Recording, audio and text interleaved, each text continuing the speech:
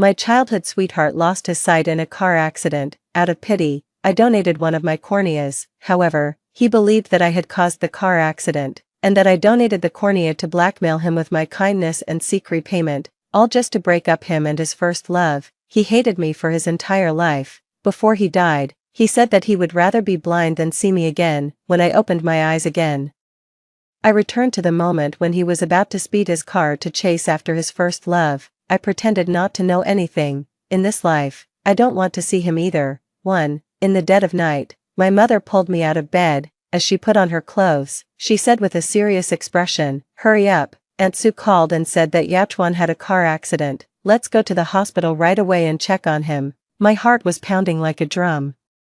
It wasn't until I arrived at the hospital and saw Yachwan's parents anxiously pacing back and forth in front of the operating room that I realized this wasn't a fleeting review before my suicide. I had really been reborn. My mother was busy asking about Yachwan's condition, and several adults were as flustered as children. Instead, I became the only one who could communicate calmly with the doctor. The family members should be mentally prepared. The patient's face suffered a violent impact, and both corneas have fallen off. I'm afraid he will lose his sight, the doctor said. Just like in my previous life, Aunt Sue almost fainted upon hearing this. I sighed silently, and there was really no emotional ripple in my heart. I just said, the corneas have fallen off, but the eyeballs can still be saved, right? After saying that he would do his best, the doctor stuffed the pen into my hand. "Who are you?" to the patient. "Hurry up and sign the paper," the word wife almost blurted out, but I held it back forcefully. Then I handed the pen to Uncle Yi, who was relatively calm. "I'm the patient's neighbor and don't have the right to sign." In my previous life, when I learned that Yachwan was about to lose his sight, my reaction was similar to Aunt Sue's. After all, he was the person I had secretly loved for 10 years, thinking that Yachwan, such a free-spirited person, would no longer be able to see the world.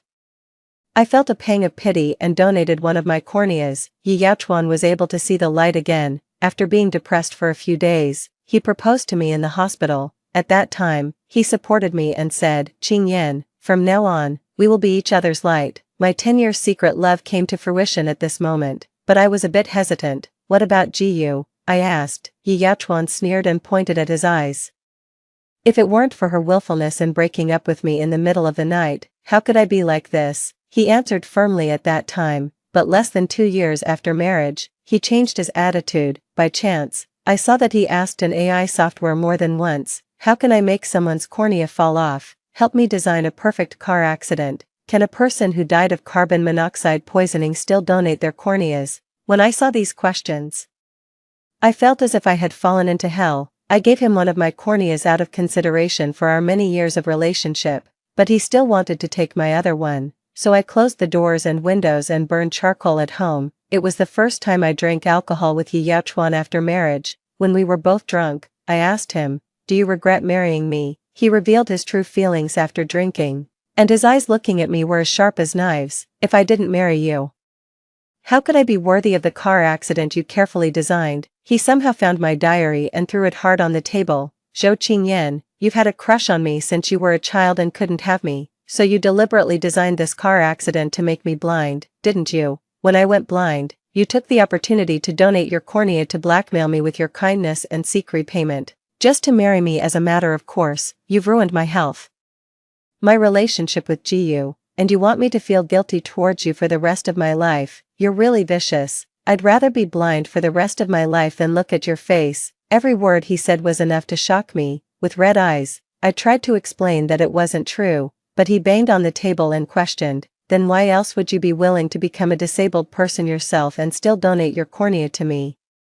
Aren't you brainwashed by that nonsense about childhood sweethearts? We're just neighbors. There's no such complicated relationship between us." I was stunned. It turned out that Yachwan had always speculated about me with such malice. The carbon dioxide was getting thinner and thinner, and my mind was gradually becoming unclear. Both he and I died in that room, and the death wasn't too painful.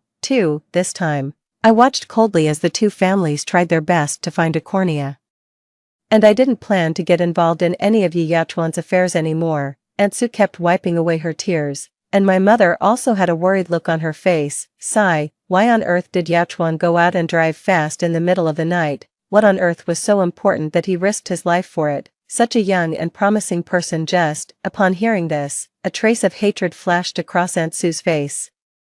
I looked at Yachuan's phone and found out that he had secretly made a girlfriend behind our backs. Her name is Jiyu. That girl was throwing a tantrum and said that if Yachuan didn't reach the high-speed railway station within 10 minutes, she would leave the city, in a hurry. Yachuan, I lowered my eyes and didn't say anything. No matter how I heard it, this matter had nothing to do with me, but in his previous life, Yachuan managed to pin the blame on me. As soon as she finished speaking, there was a crackling sound coming from the ward. Aunt Sue and my mother didn't have time to react and quickly ran in. I followed in and took a look. Yachuan had knocked over the water cup on the table and fell off the hospital bed himself. He had torn off the gauze on his eyes and was now reaching out with red eyes, groping around randomly. Yachuan, Aunt Sue said with a crying tone out of, get up quickly. The floor is cold, you child. You move around as soon as you wake up, your leg is cracked, so be careful not to touch it. Yachuan tightly grasped Aunt Sue's hand as if he had grabbed a life-saving straw. Mom, what's wrong with my eyes? Why can't I see anything? Why? Aunt Sue loved her son so much that she opened her mouth several times but couldn't say anything. She covered her mouth and cried, and her shoulders trembled as she held back the sobs, not daring to make a sound. Yachuan couldn't see where people were and could only look around, his eyes revealing a look of panic. In the end, my mother couldn't stand it anymore. She pulled me and helped Yachuan up together. Qingyan, it's you, Qingyan, right? Tell me what's wrong with me quickly. I looked at Aunt Sue with a complicated expression. Only after getting her permission did I say, you had a car accident, which led to the corneas falling off, and you've lost your sight. Yachuan was stunned for a moment and blurted out that it was impossible. I didn't say anything more, and Aunt Sue immediately came up to comfort him. Don't be afraid. Your father and Uncle Zhou have already gone to find a cornea for you. We'll be able to regain our eyesight soon. Yachuan, who had been free-spirited and assertive since childhood, couldn't bear this blow. Finally, the doctor came for a round of inspection and reminded, you must take extra care of your eyes now. Otherwise, if the situation deteriorates further, even if there is a cornea available, it can't be transplanted. I smiled but didn't say anything.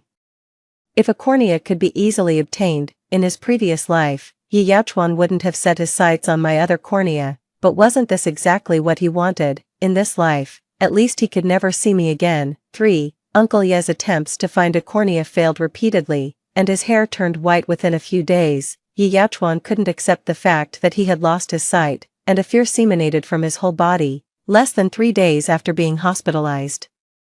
Aunt Sue was so exhausted that she was hospitalized due to high blood pressure. I deliberately avoided Yachuan, but I was scolded by my parents. Qingyan, our two families have always had a good relationship, you should at least lend a hand. I couldn't eat any longer, so I had to go. As soon as I entered the ward, Yachuan heard the commotion and turned his head. It's Qingyan, isn't it? I was surprised for a moment. And then I heard Yachuan laugh self-deprecatingly. I know your footsteps. Why haven't you come to the hospital to see me? Does my current appearance scare you? I sat not far from his hospital bed and said indifferently, I've been too busy recently and didn't have time. My 10-year-long secret love had long since disappeared completely due to the hardships after marriage in my previous life. In this life, my infatuation has cleared up. Yachuan was right. We were just neighbors. It was as if he was waiting for my comfort. When I didn't speak for a long time, he reached out his hand to grope for his phone again. After finally finding it, he stretched his hand towards the other side of the bed. He said to the air, help me check if Jiyu has called me. I can't even turn on my phone, since I haven't been able to contact her for so many days. Jiyu must be really worried. I sighed helplessly. I'm over here. Yachuan was stunned for a moment, and a trace of frustration flashed across his face. I took the phone and fiddled with it. There were 0 missed calls. I opened WeChat and took a look. The chat record between the two of them was still from a few days ago. I glanced at Yachuan, driven by curiosity. I still opened the chat box. I really wanted to know why in his previous life, Yachuan had blamed me for his car accident. Yachuan, my mom said that if you want to marry me, the betrothal gift must be a shopping mall. There's no room for negotiation on this matter.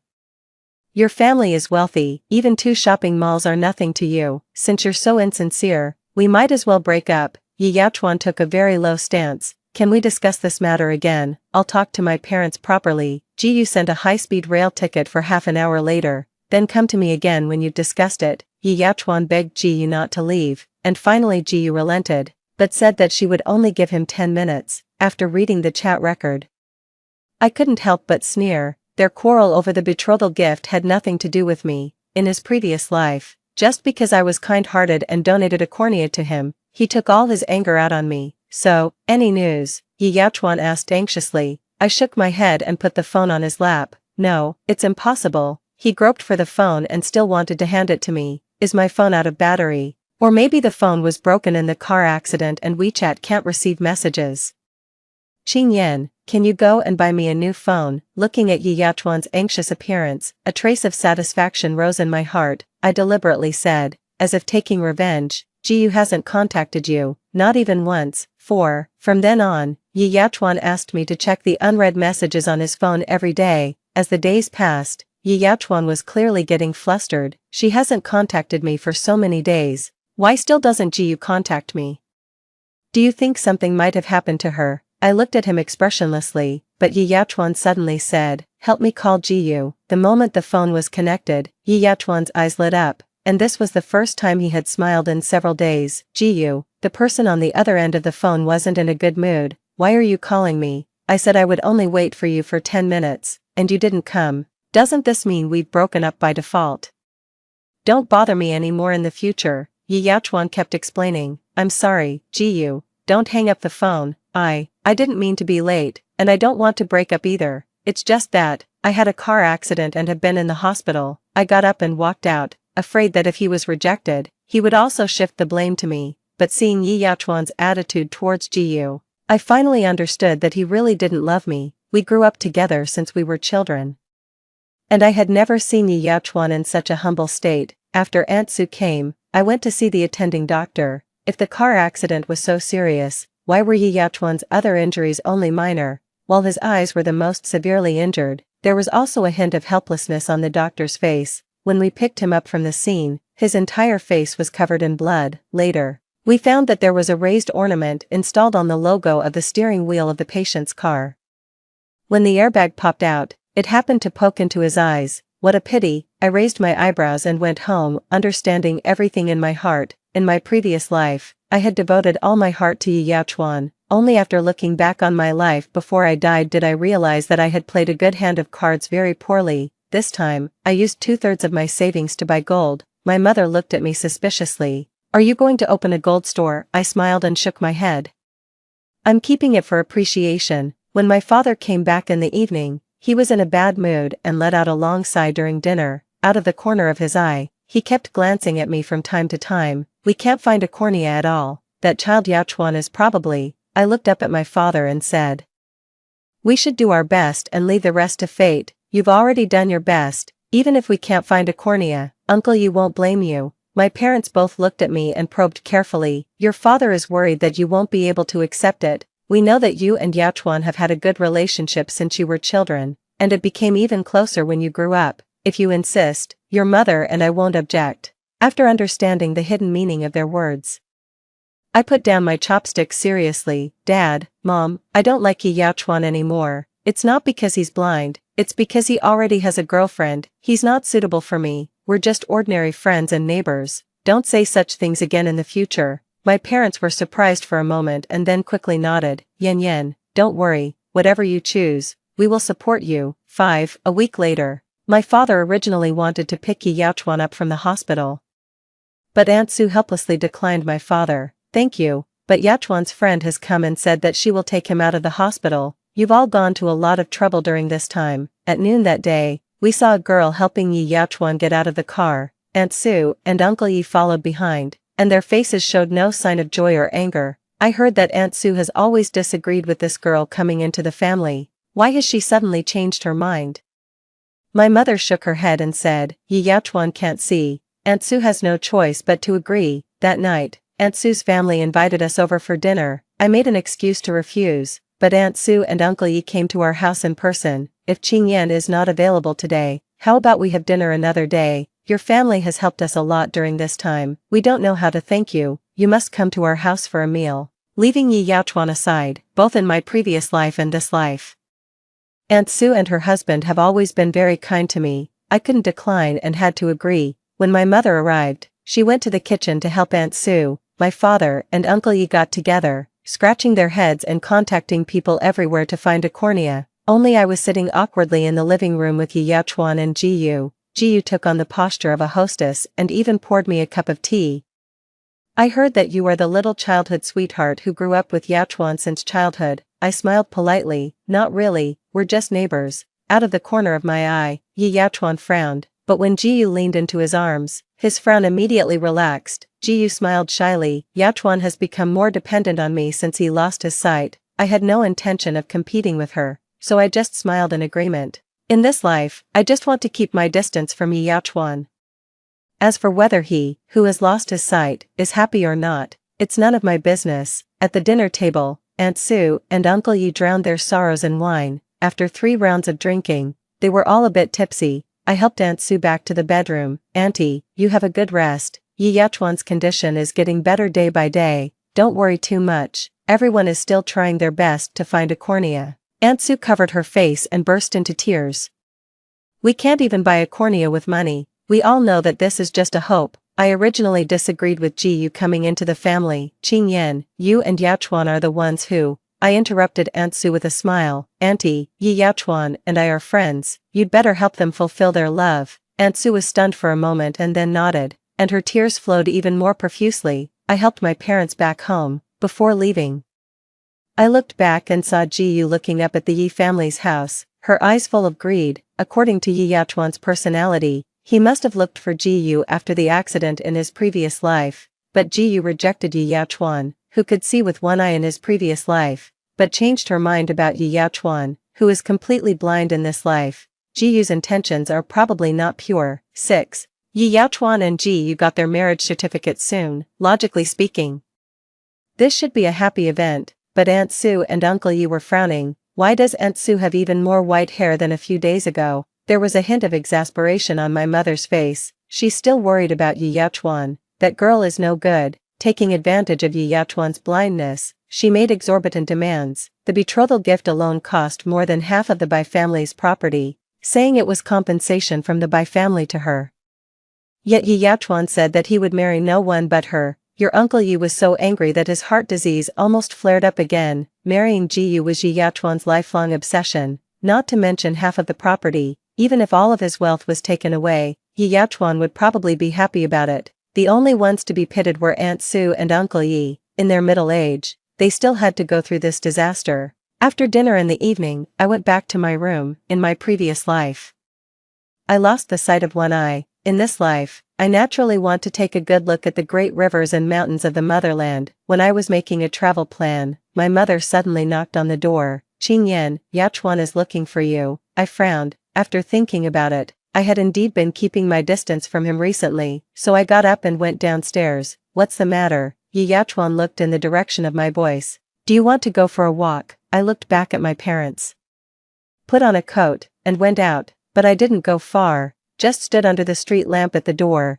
Yi Yachuan groped with his hands and didn't take a step. When he saw that I didn't come forward for a long time, he pursed his lips. Aren't you going to give me a hand? I clicked my tongue softly. A man and a woman should avoid physical contact. I need to keep my distance from a married person. Yi Yachuan tentatively walked over step by step. A small stone tripped him and he stumbled. I watched expressionlessly. After all, in his previous life, he banged on the table and said that he would rather be blind than see my face. The scene was still vivid in my mind. 7. Yi Yachuan stumbled over a distance that should have taken 1 minute and 10 minutes. I had lost my patience. But he took out a bag of wedding candies from his pocket. As usual, I took them out secretly for you. When I was a child, I was greedy, no matter what food there was at home.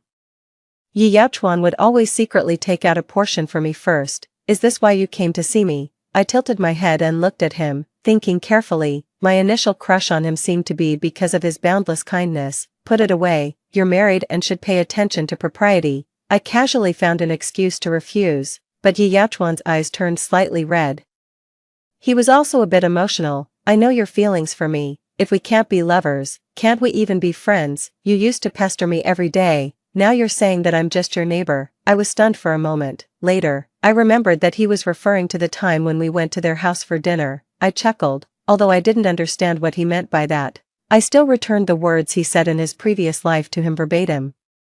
Aren't you brainwashed by that nonsense about childhood sweethearts? We're just neighbors. There's no such complicated relationship between us. Yi Yachuan's expression froze for a moment, his ears turned red in embarrassment. I touched my slightly cold arm. It's too cold, go back early, can you walk back? Yi Yachuan lowered his eyes and stared at the ground, making it impossible to guess his emotions. I've walked this way 800 times. I could walk back and forth in my dreams. As soon as he finished speaking, I closed the door with peace of mind. If he fell and got hurt, it would really add to Aunt Sue's troubles. 2 days later, I got on the plane for a trip. I wore earphones and looked out of the window all the way, amid the clouds rolling and stretching. I threw all the grudges behind me. The world is wonderful. Wasting time and energy on a man is definitely not a wise move. 8. I spent half a year traveling to more than a dozen cities. Everywhere I went, I met all kinds of friends and even accidentally became a travel blogger. My parents followed my account, and the two of them competed every day to be the first in my comment section. But soon I noticed a strange private account. It would come to my comment section every day to make sarcastic remarks. A girl should stay at home and take care of her husband and children. What does it look like to show her face outside every day? No manners. Who knows where your money comes from? I asked a friend to track down this account. When I found out that it was Jiyu, I laughed. When chatting with my parents in the evening, I probed subtly. Yi Yachuan and Jiyu have already got their marriage certificate. Why haven't they held a wedding yet? When it came to them, my mother seemed to have opened a chatterbox. Yachuan always wanted to hold a wedding, but Jiyu disagreed. She said that it was embarrassing for her to have a blind husband. Aunt Sue comes to pour out her grievances to me every day, that Jiyu is not as kind as she was before marriage at all. She has embezzled more than half of the Bai family's property. 2 months after marriage, she started to act like a tyrant over Yi Yachuan. Aunt Sue has seen her ask Yachuan to pour her foot washing water more than once. This wouldn't be a big deal originally, but Yachuan can't see the way. Once the old couple heard a banging sound in the middle of the night.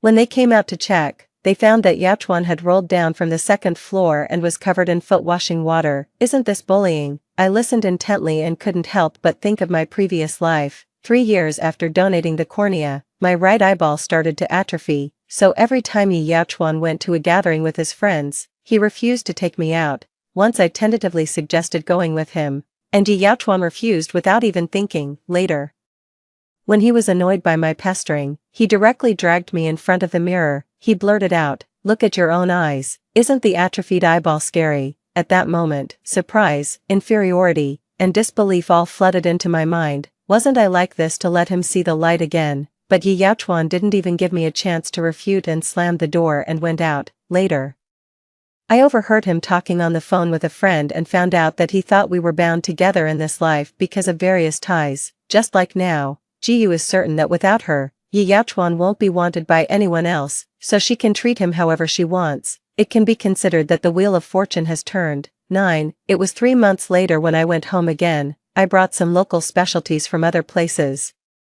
My mother felt sorry for Aunt Sue and gave half of them to her after lunch, but unexpectedly, 10 minutes later, my mother came back with a look of anger, and Aunt Sue followed behind with red eyes. The originally well-packaged specialties were also damaged. What's going on? My mother was very angry. It's not like we married a daughter-in-law. It's like we married a Tyrannosaurus Rex. That Jiyu threw out all the things you bought. Not only did she make sarcastic remarks about you, but she also said that Aunt Sue was turning her elbow outwards and was muddle-headed. It's only been a short time since they got married. In the future, she'll probably ride on the elders' necks and act arrogantly. Aunt Sue took my hand. She had lost a lot of weight in a few months. If that incident hadn't happened, Bai and I would never have let this woman into the family. Auntie has heard Jiyu talking on the phone with a man in the middle of the night more than once. But I can't say anything. I can only pretend not to know. I poured Aunt Sue a glass of water. I won't get involved in their family affairs, but I still have some old scores to settle with Jiyu, so I went straight next door. When Jiyu opened the door, she let out a disdainful, "Yo, the travel blogger is back. What? Are you here to fight for our family? You like to meddle in other people's business so much. Why don't you take the position of the Bai family's daughter-in-law?" I sneered and directly pulled up her account. You thought you couldn't be found with a private account. For the past few months, you've been making malicious slander and leading the rhythm under my videos. The number of likes has accumulated up to 30,000. Do you know what the crime of slander is? A trace of uneasiness flashed across Jiu's face, but it disappeared in an instant. If you say so, then it is. Do you have any evidence? I can even find out your IP. Do you think the police can't? Jiu curled her lips in disdain. Can't I just delete it? It's too late. I've already preserved the evidence. Even if you delete it now, it won't be of any use. Only then did a trace of imperceptible panic flash across Jiu's eyes, but she couldn't argue with me and turned around to call Yi Yaochuan out. 10. Yi Yaochuan couldn't see, and Jiu didn't even bother to hide the look of disgust on her face. Honey, what should I do?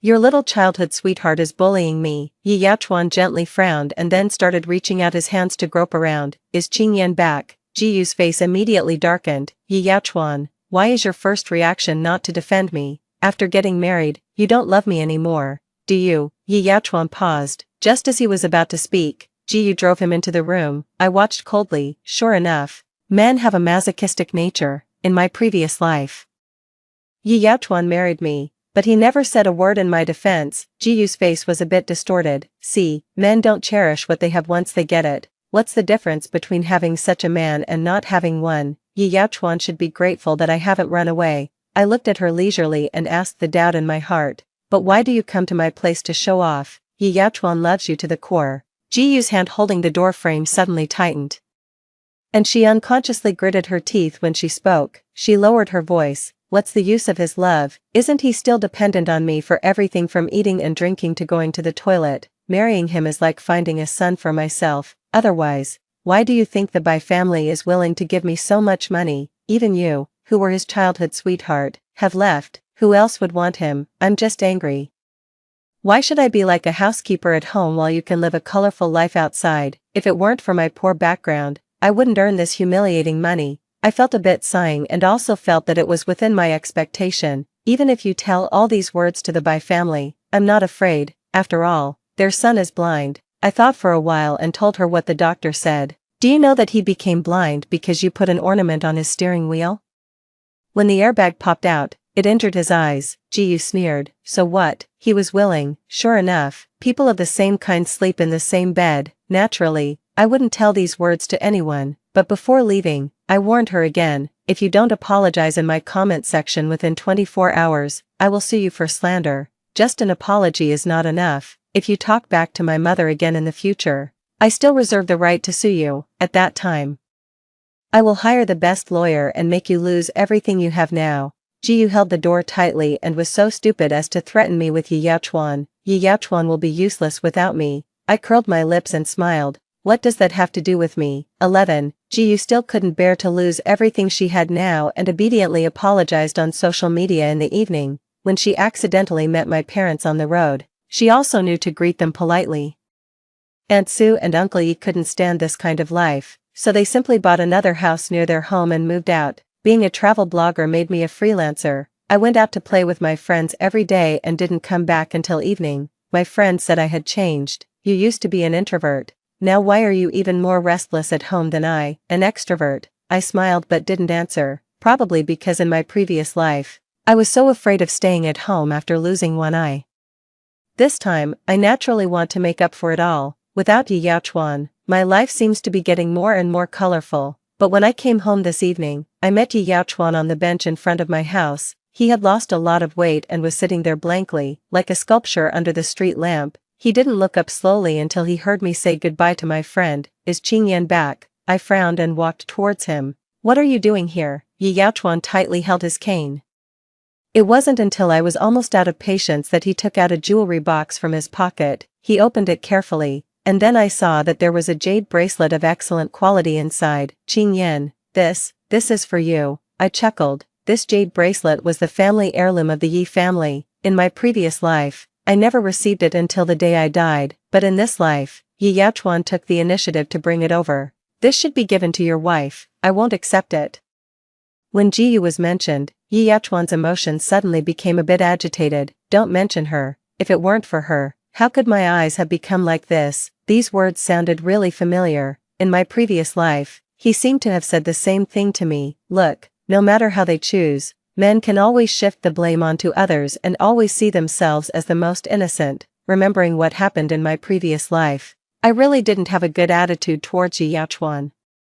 What exactly do you want to say? Yi Yachuan looked extremely dejected. After a while, he opened his mouth. Qing Yan, I regret it. Obviously, we were childhood sweethearts, so why did I fall for that Jiyu? I've always known your feelings for me. I know I was wrong. I was about to interrupt him when I saw him raise his head full of anticipation. Qing Yan, are you willing to save me? I really can't stand this world full of darkness anymore. I was shocked and couldn't help but sneer without any concealment. Are you crazy? Who do you think you are? Why should I save you? 12. Yi Yachuan slowly stood up, and 2 lines of tears even flowed from his eyes. I looked at him coldly and became more and more disgusted with him. If he doesn't get it, he has the nerve to ask for it. I must have been out of my mind in my previous life to have a crush on him. I turned around and wanted to leave, but then I suddenly heard him say a bit excitedly, "You will save me. You were originally going to give me a cornea." I paused and turned around in surprise to look at the man under the street lamp. So, Yi Yachuan had also been reborn. He took 2 steps forward and begged humbly, "Please save me one more time. Weren't you willing to give me a cornea? Why are you not willing now?" Qing Yan, as long as you're willing to save me, I'll divorce Jiyu immediately and be with you. Okay, we'll be very happy in the future. I'll love you for the rest of my life, I sneered, and then dislike my atrophied eyeball and think it's embarrassing to take me out. Yi Yachuan was stunned for a moment and didn't react for a while. He mumbled, "What?" I helped him recall word by word. "Do you remember how you asked the AI questions? How can I make someone's cornea fall off? Help me design a perfect car accident. Can a person who died of carbon monoxide poisoning still donate their corneas?" Yi Yachuan, didn't you say that you would rather be blind for the rest of your life than see me, in this life, as you wished? You should be happy. Yi Yachuan froze in place, and the whole person was like being struck by lightning and couldn't say a word. I turned around and went home, leaving him apologizing bitterly behind me without stopping. When I closed the door, I could still hear the sound of Yi Yachuan falling. I didn't look back. In this life, I don't want to see him either.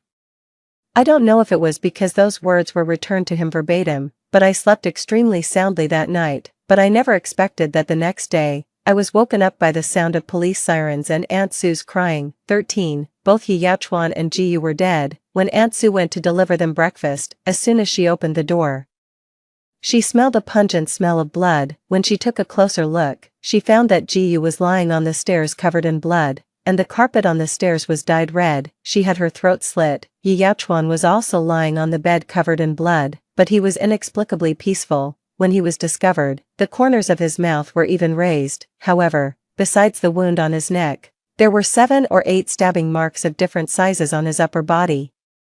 Aunt Sue and Uncle Yi were crying uncontrollably. They fainted several times before barely managing to go to the police station to make a statement. "Officer, my son was obviously murdered." The police took out 2 mobile phones with a solemn expression. "They were picked up on the grass behind your house. After verification, they are exactly Yi Yachuan's and Jiyu's. We found a recording suspected to be a suicide note in Yi Yachuan's mobile phone. Listen to it."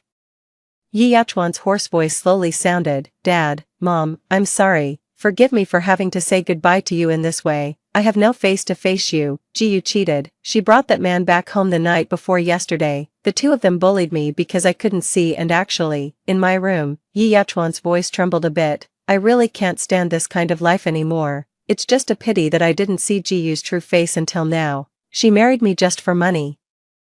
I treated her so well, but this is how she repays me. If it weren't for her, maybe I wouldn't have gone blind. Even if I went blind, someone would donate a cornea to me. I didn't cherish it, but this bitch deserves to die. I thought about getting a divorce, but I'm not willing to let her take away more than half of the property. I'm afraid your life will be difficult in the future. After killing Jiyu, I will also commit suicide. I'm sorry, Mom and Dad, I've disgraced you."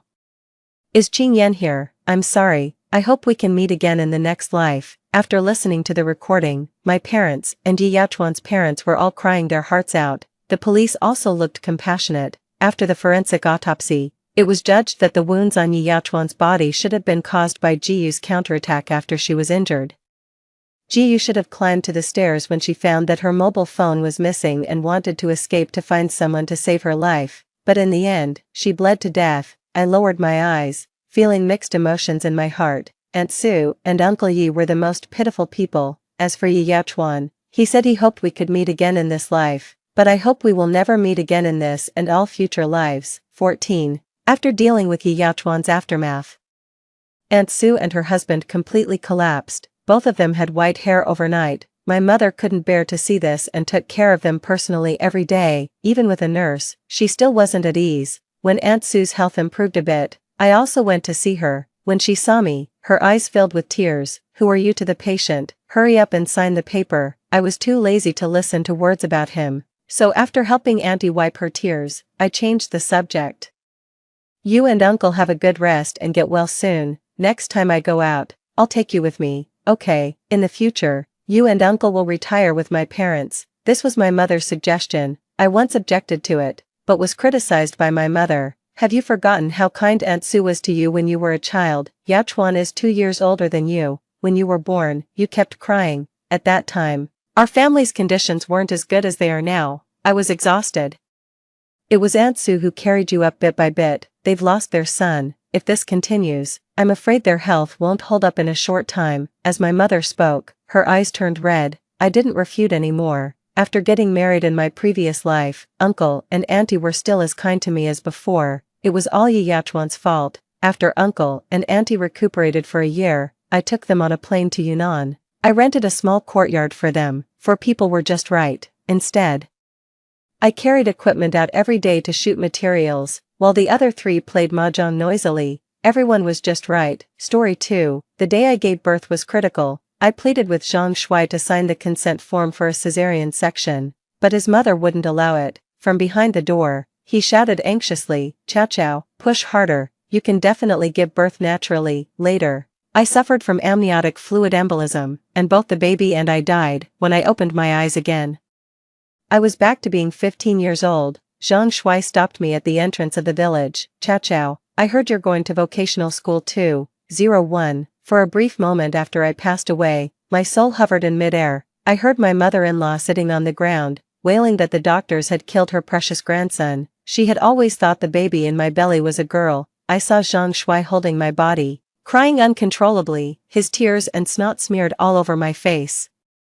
Seeing my mother rushing over and crying her heart out, she later joined my mother-in-law in confronting the doctor, demanding 1,000,000 yuan in compensation. 1,000,000 yuan. "So, my life was worth that much?" A voice echoed in my ears. "You should be reincarnated now." But I really couldn't accept it. Why did my life have to end like this? "Do you want to live again?" Yes. My consciousness plunged into darkness. When I opened my eyes again, I was back to being 15.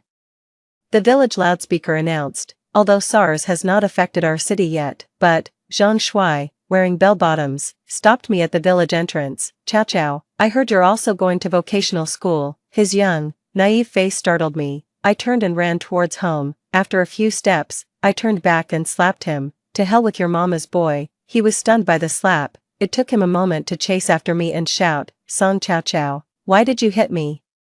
What does mama's boy mean?" I ran towards the direction of the setting sun. All the way home, the courtyard was lively. A city-dwelling aunt who had graduated from vocational school early and got a job at a state-owned enterprise had returned. She had married a colleague and was allocated a house, thus becoming a city resident. She was the most successful in our family and had a lot of influence. At that moment, she was giving her opinions, although Chow Chow got into the top high school. Her scores were the lowest. Girls lack explosive power. She'll fall even further behind in high school. The university entrance rate from that school has declined. If she doesn't get into university, all her studies would be in vain. It's better to go to vocational school. She could start working in 2 years and help with her brother's tuition fees, making things easier for you both. At that time, my parents believed her. Seeing her about to continue, I interrupted loudly, "Dad, Mom, I want to go to high school." My aunt kept talking, but I responded directly, "Aunt, don't worry, we won't ask you for money, not that you would lend it anyway." She left in a huff. As night fell, the courtyard darkened. Dad scolded me, "Show some respect. How do you speak to your elders?" I repeated, "Dad, Mom, I want to go to high school." I knew this was a time full of opportunities. But seizing those opportunities also required a stepping stone. A university degree was that stepping stone. Mom turned on the light in the main room. The 5-watt bulb was only slightly brighter than a kerosene lamp. Dad smoked his water pipe vigorously, and Mom sighed deeply. "Chow Chow, high school costs 1,800 per semester, and your dad and I don't have the money, the rice isn't selling well now, and 2 of our pigs have died, your dad and I aren't capable enough. And your brother also needs money for school. In my past life, it was the same story. Back when I was young and naive, with a tender heart and little worldly experience, I ended up compromising and enrolled in a vocational school. It was there I discovered many of my classmates only scored half of what I had on the middle school exams. Later, when my younger brother was to take the same exams, my parents scraped together money from everywhere, paying a sponsorship fee of 5,000 yuan to send him to a top school. At that moment, my world collapsed. Life seemed to follow a pattern. One wrong step led to another. I insisted, I must attend high school, and I'll find a way to manage the tuition myself. My father, after exhaling his last puff of smoke, said, if you can get the money yourself, then go ahead. School was starting in just over a month, even if I worked day and night in the county. There was no way I could earn the 1,800 yuan needed. I spent nights tossing and turning in bed, trying to think of a solution. Finally, I thought of someone. At the break of dawn the next day, I left for the first bus to the county. Everyone woke early during the hot summer days. I ran into Aunt Zhang, who had been my mother-in-law in a past life. She greeted me with a big smile, offering, Chaoyang. Heading out so early, haven't had breakfast, right? I boiled some eggs, take 2. I felt a chill go through me, mixed with anger and fear. Before my marriage to Zhang Shuai, she treated me wonderfully. Only after did I realize her duplicity, especially as years passed and I hadn't had a child. Her demeanor grew harsher. When I finally got pregnant and an ultrasound revealed a daughter, she sold the chickens that had been raised for my postpartum care. I stepped back and said, I've already eaten. You're going to vocational school too? You could go to the same school as my Zhang Shuai. No, I'm aiming for high school. I turned away and walked off, hearing her shout behind me, where are your parents going to find the money for that? What's the use of a girl getting so much education? Better to start working and earning money sooner. At the bus station, under the scorching sun, I went door to door looking for work and came across the food restaurant, the year I got married. There was news in the village about Uncle Da from our clan who had funded a few students, one of whom got into Tsinghua University. That student later sought out Uncle Da to give him 300,000 yuan as gratitude. The television even interviewed him. The village wives gossiped. With that money, why not help someone local instead of outsiders? No wonder he never had a son. It was just past 10, and the small restaurant had few customers. Licking my cracked lips, I grabbed a cloth from Uncle Da's hand to help wipe tables and explained my situation. I'll write you an IOU, and I'll pay back with interest once I get into university. My grades are low now, but I will study hard. Uncle Da, I know you've been helping poor children. Please help me. Before I could finish, his wife burst out shouting, what funding? Song Di Fu, who have you been giving money to behind my back? No wonder the accounts are always off. She brandished a kitchen knife at Uncle Da.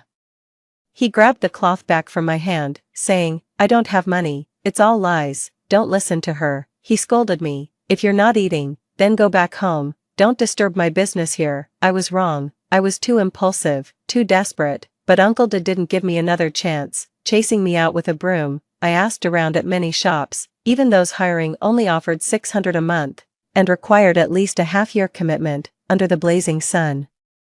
I felt like I was being baked alive. The cement ground sizzled under my transparent plastic sandals. Can restarting life really not alter my fate? Am I doomed to only attend a free vocational school, work on an assembly line, and marry just anyone, settling for an unremarkable life? After a whole day without food or water, I felt as if I had shed a layer of skin. On my way back, I ran into Aunt Zhang at the entrance of the village. She clucked her tongue and said, stop making trouble for yourself. You're not meant for better things. Why don't you join my son Xiaoshui at the vocational school? It would be good for you. Xiaoshui came out of the house with a bowl of herbal tea. Have some tea. Don't get heat stroke. In our past lives, we both worked on the assembly line. We earned 800 a month, sending 600 to our parents and keeping only 200 for ourselves. The factory provided room and board. He would give me his 200.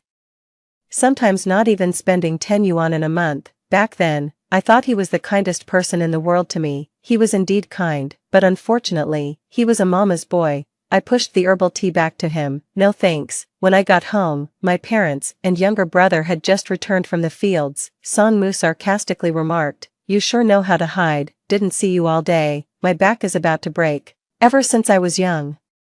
My parents told me I had to look after my brother as the elder sister. I was brainwashed with this mentality, until they used the money I had sent home over the years to make a down payment on a house in the town for my brother, while all I got were 6 of the cheapest silk quilts for my dowry. That's when I realized, from the moment Songmu was born, I was destined to be the one sacrificed. Dad knew by my expression that things didn't go well. He sighed.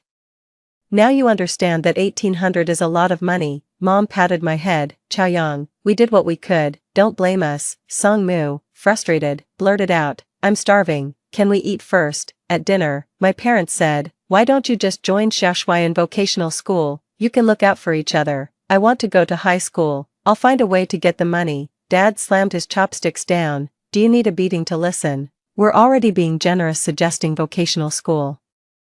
Other girls in the village start working right after junior high to support their families. What more do you want? Mom tried to persuade me softly, but parents, none of them made it to first high school, and this is my second chance at life. If I give in now, I deserve to be stuck in the mud forever, never to rise. As we were at a standoff, the black dog in the yard kept barking. Under the dim moonlight, Debo stood in the shadow of the big camphor tree, pushing a bicycle, and softly called me.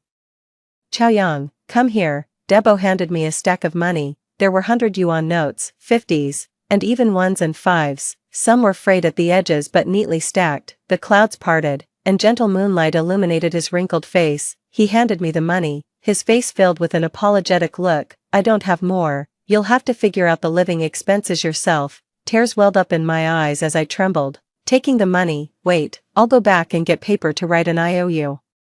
Debo grabbed my arm, no need. But you must place in the top 300 in your final exams, only then can you get into a decent university, and I will continue to support you. He paused, my funds are limited, I only hope to help those who truly deserve it. Debo even refused to come in for a drink of water. He instructed me, don't let anyone know I'm paying your tuition. I understand, laughter without malice, criticism without hatred. People in the countryside sometimes have a more straightforward and vicious way of expressing themselves. Debo hurried away on his bicycle, cloaked in moonlight. During the summer vacation, I collected cicada shells, searched for river snails, caught crayfish, and used a net to catch wild fish and shrimp when the water levels rose. All these things could be exchanged for money. Before the start of the school term, I quietly gave Debo a large bag of dried shrimp. Including the 100 yuan my mother gave me, I only had 300 yuan in total. Even if I ate steamed buns every day, it wouldn't last a semester. Fortunately, I was quick-witted and went to see the principal on the first day of registration. I explained my situation and repeatedly expressed my determination to study hard and find a part-time job at the school. He really was a good teacher. After reviewing my grades and thinking it over, he allowed me to clean and organize the library twice a week, and he gave me meal tickets worth 150 yuan a month. Back then, a meat dish in the cafeteria started at 2 yuan, while a vegetable dish was only 1 yuan. The 150 yuan in meal tickets greatly relieved my financial pressure, but not everyone was as kind as he was. Our grade had over 700 students. I was ranked nearly 600th. I was placed in a regular class. Many in my class were sponsored students. My seat was at the very back. The girl in front of me brought a high stool to sit on, which blocked most of the blackboard. The self-paying student next to me never studied properly. As soon as class began, they started passing notes and whispering. My foundation was already weak, and such a learning environment was truly terrible. I reported this situation to Teacher Lee, the class advisor, but he simply said lightly, why don't you swap stools with her? Moreover, just try harder. And if you get good grades in the midterms, I'll change your seat. When I left the office, I overheard Teacher Lee joking with other teachers, no grades, no background, yet full of complaints. At that moment, I really wanted to rush in and slap him, but the reality is, life is always so cruel. If you don't have money, you must have personal strength, otherwise, your voice will be drowned out, and your needs will be ignored. The kindness of Debo and the principal was a rare virtue. Teacher Lee's opportunism represented the harsh reality. I was determined to do everything in my power to change my fate. I didn't want to just hastily marry and end up in a tragic situation. During the break, I made small cards with English words and stuck them in my palm, so I could memorize about 10 words while exercising. During lunch break, while others were playing around, I stuffed cotton in my ears and focused on solving problems. After lights out, the lights in the residential building across from the dormitory would turn on, and I would stand by the corridor window, using the faint light to preview the content of the next day's lessons. Today, as I was helping in the library, a tall, thin boy came over with a flushed face. He asked the librarian on duty, Mr. Wang, if he needed a part-time worker. Mr. Wang pointed at me and said, "You're too late." The boy glanced at me and left disappointed, as Mr. Wang put books back on the shelf.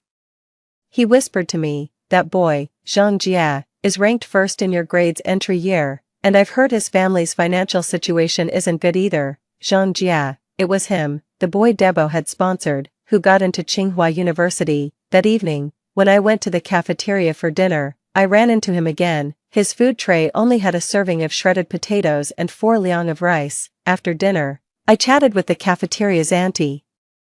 Then I went to find Zhang Jia and got straight to the point. I just asked the cafeteria owner, and she's hiring part-timers. You can help out for half an hour at lunch and dinner, get meals covered, and earn 100 yuan a month. Do you want to give it a try? Zhang Jia's gaunt hands clenched into fists, his face flushed red. Do I have to stand in front to serve the food? After all, he's just a 15 or 16-year-old kid, too proud to let his guard down. I sighed softly. Well then, how about this? I'll talk to Teacher Wang at the library and see if I can get you transferred there. He froze. I had walked a good distance when he caught up to me and asked, "Why are you helping me?" "Because I've taken advantage of you." It must be because Mr. Deborah had divided the funding originally intended for him, giving half to me, that he was in such a difficult situation. Maybe because we're both poor. He swallowed hard, asking softly, "Aren't you afraid of being talked about by the other students?" I looked up at him. The setting sun danced on his black hair, his youthful face colored with embarrassment and confusion. I said slowly, "What's truly frightening isn't poverty, but the inferiority and cowardice that grow from it, the sensitivity and shallowness. Because of poverty, we hesitate and fear failure, not daring to strive hard, and ultimately miss opportunities. Why fear others' strange looks when you can earn money through your own labor? If you were the son of the cafeteria owner, and you stood there helping serve food to your classmates, would you be afraid of their gossip?" Zhang Jia's pupils quivered, the veins on the back of his hand slightly raised. He whispered, "Before junior high, my family was well off. I laughed. He stared wide-eyed. "What are you laughing at?"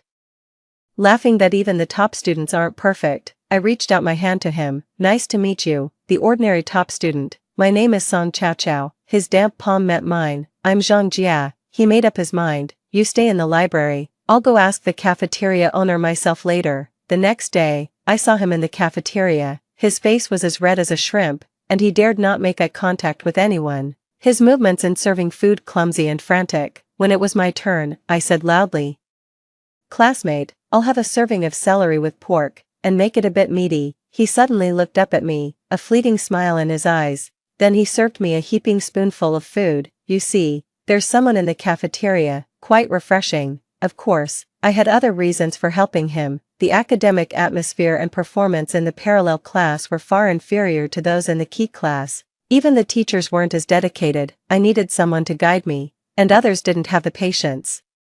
But Zhang Jia did. Whenever I asked him about a problem, he'd help me solve it, over and over, until I understood. My midterm grades were disappointing, ranking over 400 in the grade. Zhang Jia comforted me. "You have a weak foundation. What's most important now is to solidify it. You mustn't get discouraged and give up." "Of course, I won't. I've endured hardships far tougher than this. A setback like this won't bother me." Gradually, rumors started in the grade. They said I liked Zhang Jia, that I was annoyingly clingy under the guise of studying. Whenever I walked with Zhang Jia, there would always be someone whistling. One day at noon, I was called to the office, and the homeroom teacher of Class 1, Teacher Liu, was also there. Teacher Li's expression was grim as he began his reprimand. "You're already performing poorly, and now you're bothering a top student from Class 1. You're a student, and your priority should be your studies, not all this nonsense, and look in the mirror. Do you really think Zhang Jia would be interested in you?" Teacher Liu frowned slightly and interrupted, "Li, don't scold the child like that. Song, I'm not here today to reprimand you, but just to remind you that your studies should be your top priority." I patiently explained. I was just asking him for help with a question. I didn't have any ulterior motives. "Mr. Lee slammed the desk, still arguing back. If you have difficulties, why don't you ask your teachers? I confronted him. But every time I ask you, you dismiss me in a few words. You don't really intend to teach me properly, mister. Lee became furious and raised his hand to hit me. Back then, corporal punishment wasn't considered a big deal. Fortunately, Teacher Lou held him back. That afternoon, my seat was moved to the last row near the door. I was completely obscured by two tall athletes in front of me, each about 185 centimeters tall. It felt like people were secretly mocking me, likening me to a toad dreaming of eating swan meat. After evening self-study, Jean Jia came to find me. Having known each other for nearly 2 months, this was the first time he approached me proactively. Song Chao, consider transferring to Class 1. His eyes were intense. I've checked, and there's an opportunity every semester. If you join Class 1, no one will stand in our way again. His face flushed as he hurriedly explained. I mean, stand in the way of our studies. To motivate students, the school would shift the top 6 students from the parallel classes to replace the bottom 6 of the key classes at the end of each semester. I hesitated. Can I really do it? Not this semester, then next semester. Under the dim corridor lights, Jean Jia's eyes shone like stars. Just persevere, and you definitely can. Song Chao, I'll wait for you in Class 1. This end-of-term exam was crucial for me. I needed to rank at least in the top 300 to continue receiving funding from the board, but I actually wanted to get into the key class even more, to secure a better learning environment and atmosphere. In the following days, apart from sleeping, eating, and working part-time, I studied like mad. As winter deepened, the weather grew colder. I couldn't afford a down jacket, and at night, I studied in the corridor, wrapping all my clothes around me and moving continuously to fend off the cold.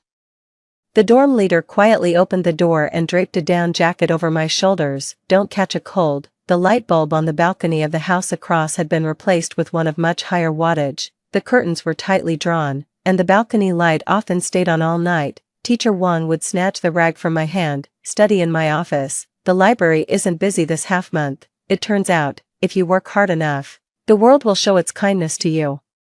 It was especially cold during the 2 days of the final exams. The school, mercifully, turned on the heating, which had always been just for show before. I was sweating profusely under too many layers. With the doors and windows of the classroom closed, my head felt foggy, and my hands and feet, affected by chilblains, itched unbearably as they warmed up. I kept telling myself, Song Chao, you must stay alert. The results would only be released a week later. After saying goodbye to Jean Jia and my roommates, I took a bus back to the village. In the old, overcrowded Jinbei van, packed with 14 people, it rattled along the muddy road. A middle-aged man smoked inside while a baby cried in a woman's arms, who fed the child by lifting her shirt. In 2003, while large cities bustled with traffic, this small, remote county remained mired in mud, stagnant like a still pond. Feeling carsick, I practically fled the vehicle as soon as we reached the village entrance, and was immediately greeted by Aunt Zhang. Why do you look so pale? Someone asked. It seems like she didn't do well on her exams. I've heard that barely anyone from the regular classes at that school gets into a good university, added another village woman. Some of the other women in the village also said similar things, criticizing my parents for not nurturing their capable son and instead sending their daughter to high school. Isn't that just preparing a dowry for someone else's family? They commented. When I reached the pond near our house, my mom was washing clothes. As soon as she saw me, she stood up, holding her back. Hurry, my back hurts, help me wash these clothes. I had planned to use the winter break to study hard and catch up, but there was always endless chores to do at home: washing clothes, cooking, feeding the chickens and pigs, and tending to the fields. Only at night would I find some time, and even then, my mom complained about the electricity wasted by leaving the light on to read. Meanwhile, Song Mumming would ride his bike around the village every day, not having to lift a finger. Whenever I complained, my mom would defend him. He's a boy, he can't be bothered with these trivial tasks.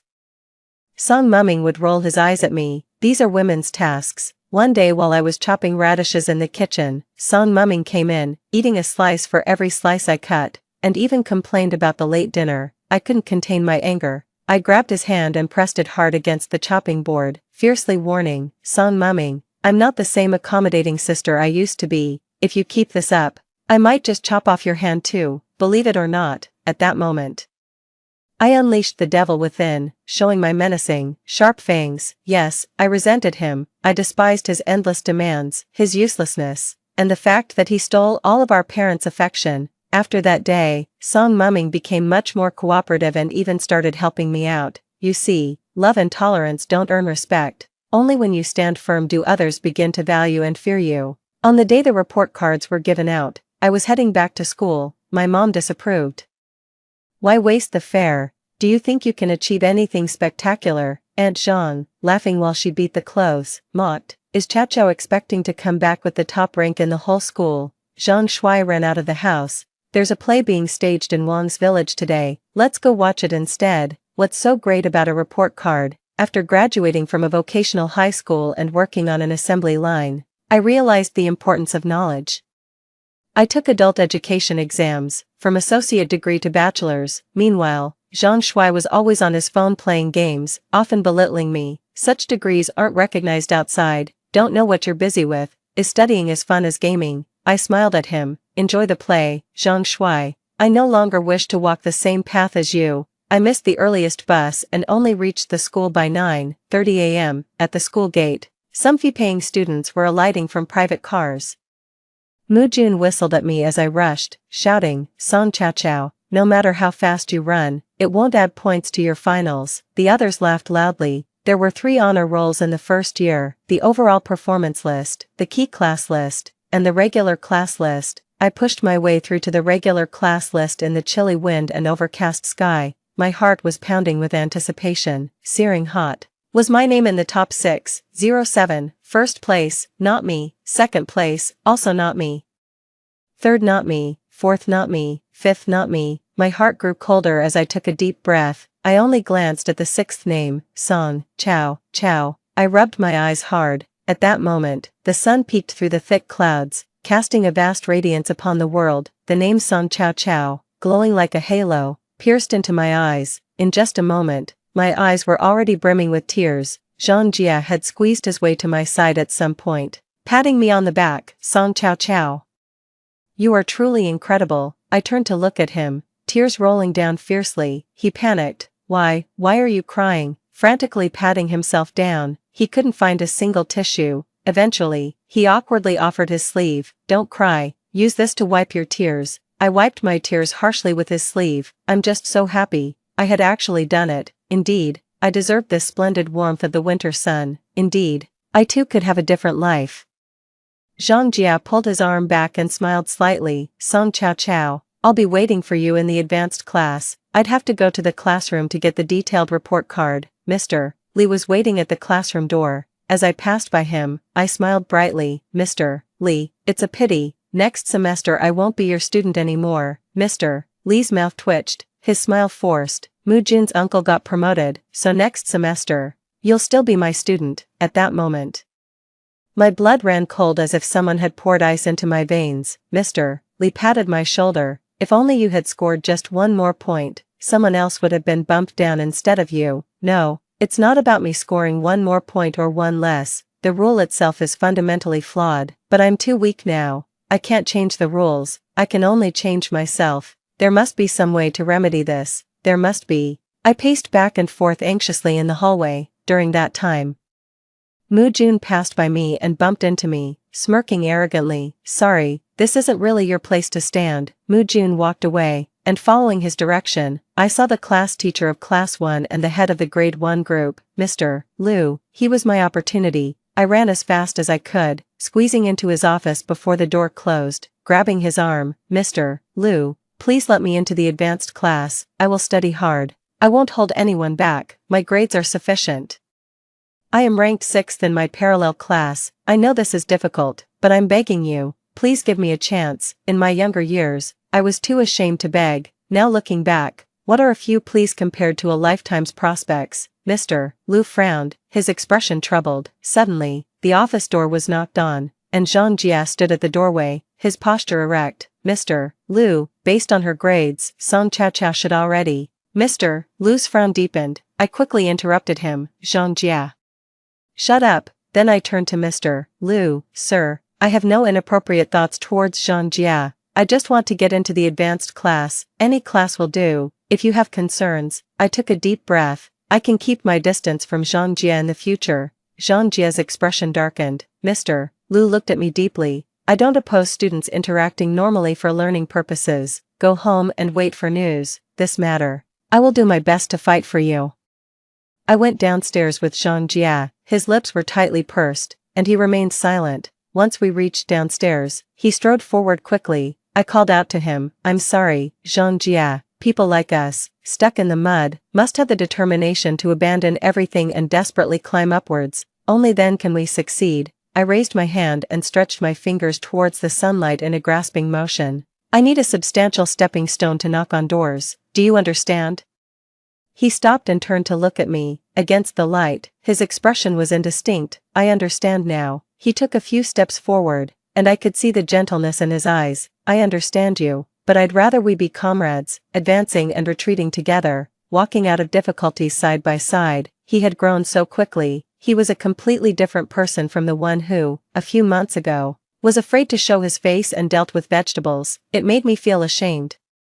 When I returned to the village, Aunt Zhang was in the yard, preparing the chicken for tomorrow's meal. The chicken was upside down, its bright red blood dripping into a cracked porcelain bowl. She asked me with ill intent, Chow Chow, how did the exams go? Not bad, ranked a bit over 100 in my grade.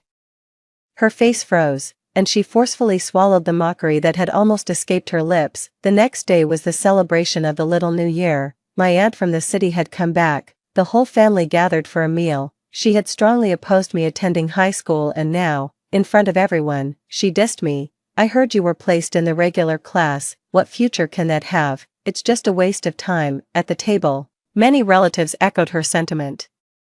A girl doesn't need to study so much. You're just thoughtless. Look how tired your parents are. Marrying a good man is what's most important, I calmly said. This term, I ranked 6th in the regular class, 135th in the grade. There was a moment of silence at the table. My aunt's face looked uncomfortable. After a while, she regretfully clicked her tongue. It's a pity you're a girl. If only Shamu had such grades. But Shamu is also not bad.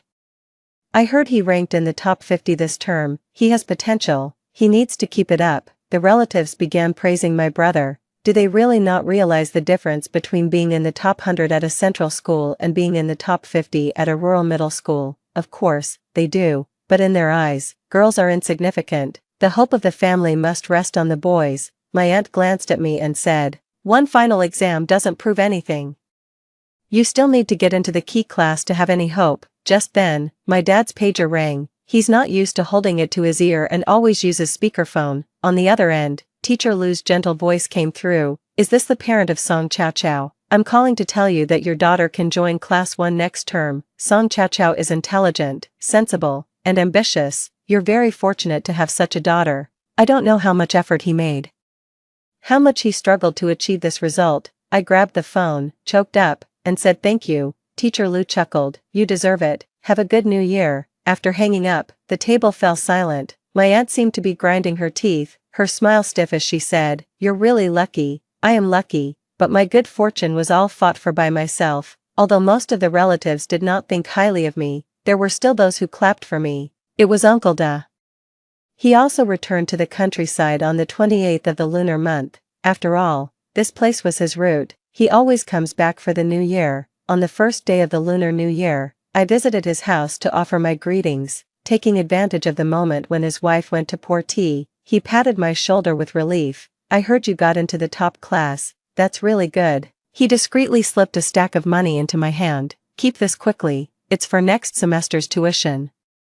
The extra is your New Year's money. By the end of your first year in high school, you should aim to be in the top 100 of your grade. His wife doesn't really like me, or rather, she doesn't seem to like anyone from this village equally. Due to health reasons, she couldn't have more children after their daughter, and many people behind her back criticized her for being a hen that doesn't lay eggs.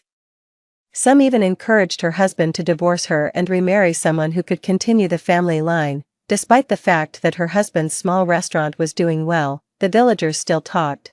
What's the use of making so much money when you don't have a son? Are you going to spend it all on your grandchildren? She brought me a cup of ginger salt bean tea. It was very salty. Knowing the situation well, I took a couple of sips and quickly got up to leave. When I counted at home, He had given me 2,100, he even included 300 as New Year's money. In his small shop, a dish of chili fried meat over rice sells for just 5 yuan, 2,100. I wondered how many dishes he had to sell to earn that. During the New Year period, I wasn't idle either. I dug up many winter bamboo shoots on the mountain. Before he returned to the city, I took a sack of them to him. After delivering them, I ran off, but his wife chased after me and handed me 50 yuan. I'm not taking these for free.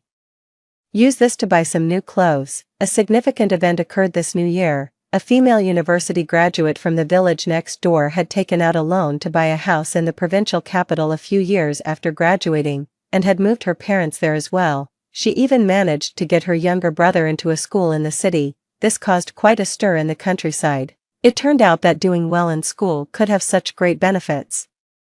School started on the 12th day of the first lunar month. The night before, my father gave me 100 yuan. From now on, we'll give you 100 yuan each month for living expenses. You'll have to figure out the rest on your own. I was a bit moved at the moment, but then he added, study hard, get into a good university, and later on, help support the family and your brother. My heart instantly cooled again. The next day, I went to class 10 to collect my books and belongings. The self-paying students were all there. They no longer whistled at me, just watched as I packed up. I sorted everything into a supermarket plastic bag and then, smiling, waved goodbye to them. See you. When I got to class 1, I discovered that Mu Jun was also there. Thinking back and forth, I roughly understood the situation. As the grade leader, Teacher Lu could have placed Mu Jun, who was lagging behind, into another class, but to pull me up as well, he had to compromise and bring Mu Jun along to class 1. Zhang Jia was sitting in the best spot in the center of the classroom. Seeing me, his eyes curved into a smile, and he gave me a shallow nod. I smiled back and waved at him as a greeting. Halfway through my wave, I heard Mu Jun's sneer, "You really are persistent, thinking that being in class 1 will change anything. Even if you get into university, you'll still end up working for people like me." I withdrew my hand calmly and replied, "I know, but there's always a chance if you try, Mu Jun. Class will always exist, but you won't necessarily always be on top." Zhang Jia can memorize most of the content after reading it just 2 or 3 times, but I need to go over it 10 times. He can solve a problem in a few minutes, whereas I barely understand it even after he explains it to me 3 times. Studying is like climbing a mountain. It's not hard to climb from the foot of the mountain to halfway up. But climbing from halfway to the top, each step widens the gap between climbers. I gave it my all, relentlessly, and by the end of the first term in senior high, I ranked 95th in my grade, barely squeezing into the top 100. That was already quite an achievement, based on previous year's admission rates. If I could maintain my performance, getting into a top university wouldn't be a problem. Zhang Jia and I became desk mates.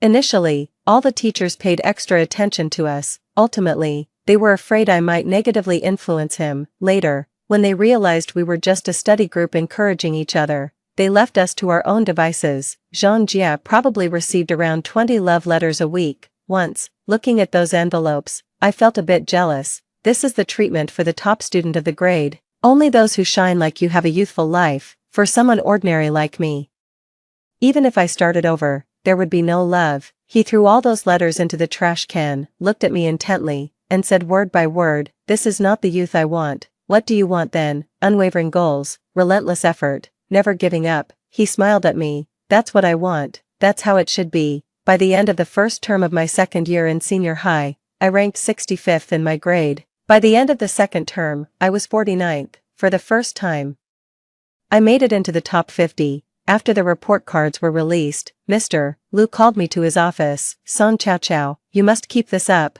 This 1 year, no matter how tough or tiring, with your current grades, getting into a top 985 university is definitely within reach." Zhang Jia was still the top student in our grade. He looked at my report card and was genuinely happy for me. "Song Chao Chao, you are really amazing." I went to the diner to share the good news with him.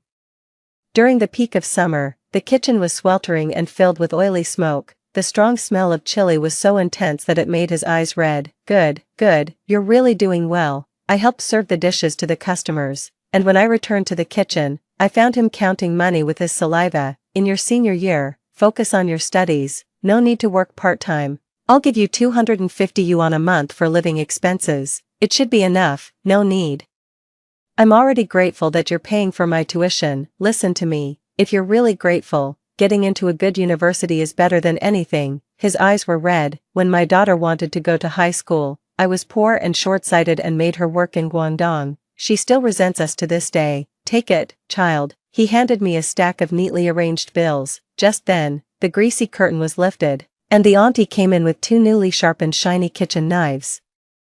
In that moment, all the hairs on my body stood on end. Debo was even more nervous, his hands trembling. The auntie looked coldly at me, then at Debo, and snorted heavily. "What are you staring at? Didn't you hear the customers outside rushing for their orders?" She snatched the money from Debo's hands and stuffed it into my pocket. Holding the two kitchen knives, she said to me, "If you don't get into a good university, I'll chop you up and stir-fry you with chili." I was too shocked to speak. The auntie impatiently said, "Get out, get out. The kitchen is too small for so many people." I took the money and went home. The atmosphere at home was gloomy. Song-Moo's middle school exam results had just come out. He missed the admission cutoff for the top school by 30 points. Dad, puffing on a cigarette, said, "We still have to send him to the top school. He can't just farm for the rest of his life." Mom agreed. "His vision is already 400 degrees, how can he farm?" But for Song-Moo to get into that school, the sponsorship fee would be 5,000. Mom and Dad sighed deeply, glancing over at me frequently. I was busy working on practice test papers from Huanggang, pretending not to hear them. In the middle of the night, around 2 o'clock, I woke up feeling hot. The two fans in the house, one was used by my parents, the other given to Song-Moo. I didn't have one. Only a faint moonlight shone from the sky, the room dimly lit. My parents were rummaging through my backpack with a flashlight. "She must have gotten the tuition for next semester from Brother De, just don't know where she put it." It turned out they always knew that Uncle De was funding me. At that moment, I felt like I had fallen into hell. Holding back my rage, I asked, "What are you looking for?" They both froze. Dad turned on the room light, his expression stern. "Your brother needs 5,000 for high school. I know you have some money. Give it to him for now." "What about me?" We'll figure something else out. If we can't, you'll just have to stop studying and go work in Guangdong. That way, you can support your brother's education." The cruelest words in the world, perhaps. Why should I? I couldn't hold back anymore, tears streaming down. "Aren't I your child too? I perform well, I strive to advance, I ranked in the top 50 of my grade. Why should I have to step aside for him? Can't you be a little fair? Just because he is a boy, do you even deserve to be parents? If in a previous life, it was I who wasn't determined enough, who didn't work hard enough, but now, I've changed all that. This shining me. Don't I deserve a second glance from them?" My dad, embarrassed and angry, threw the flashlight at me. "Have your studies gone to your head, to speak to me like this?" I didn't dodge. The flashlight grazed my forehead, leaving a deep gash. My dad didn't apologize and just walked out of the room. Mom pressed a rag against my wound. She kept sighing, "You know your dad's temper. Why do you have to compete with him? He's already good enough to you." Really, blood blurred my vision, and I managed a bitter smile. "Mom, he's a man, he can't empathize with me." "I understand that, but you're a woman too. Why do you also have to be an accomplice? Do you also think only boys are worth raising? You've seen my efforts." Mom couldn't meet my gaze. She stuttered, "But Chow Chow, you'll have to marry someday. We rely on your brother for our old age. Every family in the village does this. Your dad and I faced a lot of pressure just sending you to high school. If you go and your brother doesn't, we'd be the laughingstock of the village. We've raised you all these years. Shouldn't you also consider our situation? In my past life, I was too considerate of you. Inch by inch, step by step, I gave up my own life. This life, I will not yield again." Seeing my distressed expression, Mom rubbed her hands on her legs. "So, what if you let your brother use the money for now? Are you going to ask Dagu to borrow more money? He runs such a big store, he should be able to spare some," she said. At that moment, I felt my anger shoot through the roof. "Mom, how can you even say such a thing?" I replied. "Even if Debo has 100 million, it's his hard-earned money. Kind people should be appreciated, not exploited." "Mom, please try to be decent parents." The next morning, I packed my bags and left the house with my backpack on. My dad stood at the door with a carrying pole. "Where are you going?" "Back to school," I answered. He raised the pole. "Your brother needs to study. How can you be so careless and selfish? Only thinking about yourself. I could kill you with this pole." I walked towards him, staring him down. "Then go ahead and kill me. since you won't let me continue my education, it's as good as killing me anyway. If you really want to stop me today, then we are through. When you both die, I won't even come to cry at your graves." My dad, furious, his face turning red and veins bulging, raised the pole high. I didn't care and kept walking. The situation was out of control when suddenly Sang-moo came out of the house. He grabbed my dad's arm. "Let her go, she's meant to study." "I'm not." I gave him a surprised look. He glared at me fiercely. "What are you staring at? Just go." In my past life, during Sang-moo's middle school exams, I had just started working on an assembly line. Back then, my parents called me, begging me to think of something. Sang-moo, commanding over the phone, said, "You're working now. You should at least prepare 2,000 yuan for me, later." I advanced some of my salary and borrowed money to send 2,000 yuan back home. I hadn't been able to attend high school myself, hoping he would turn out well, but he only managed to get into a diploma course. Now I realize, in my previous life, brainwashed by my parents, I indulged Sang-moo too much. Everything at home revolved around him, so he took it all for granted and never appreciated it. But after being reborn, carrying resentment, I never showed him a pleasant face. I talked to him harshly and never pampered him. Perhaps because of this, I managed to preserve some of his kindness. On the road, I met several elders. They all told me to understand the difficulties of my parents and to be sensible and share the burden. They criticized me for being bad-tempered and rude, and Zhang even said that the most important thing for a girl is to get married and have children, and questioned the need for so much education. "Now is the time to hurry up and have a son," she said. This backward, closed-off village was suffocating. I had to escape. I would not end up trapped here for life like in my previous life. Thankfully, Teacher Luke communicated with the dormitory supervisor who allowed me to move in. I didn't have to do any farm work and could focus entirely on my studies. It felt incredibly good. Because of the extra classes, the summer break was short, and soon everyone returned to school. I hadn't called home for over a month. Soon the lower grades started school too. One day during the break, Sang-moo actually came to see me. He ended up attending the same school. He carried a big bag. "Mom asked me to give this to you." He handed me a stack of 10 yuan notes. "Dad said my monthly allowance is 300, but he gave me 400, so the extra 100 must be for you." The bag contained pickled long beans and white beans, and stir-fried minced meat with white hot peppers. I don't like ginger.